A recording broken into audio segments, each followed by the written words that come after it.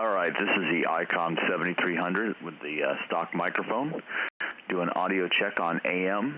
Icom 7300 with the stock microphone. Audio check, 1, 2, 3. Now we're going to switch to the Stryker 955. Right now we're switching.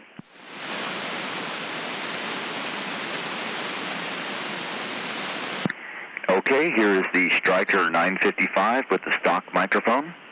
This is the Stryker 955 with the stock microphone in AM mode.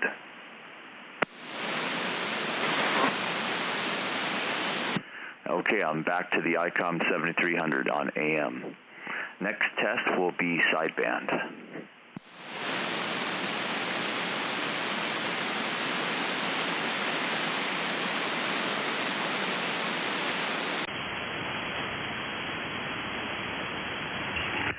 Okay, we are on upper sideband on the Icom 7300.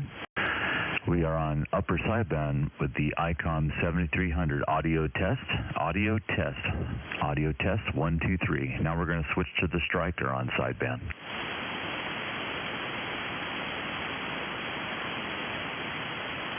Okay, we are on the Stryker 955.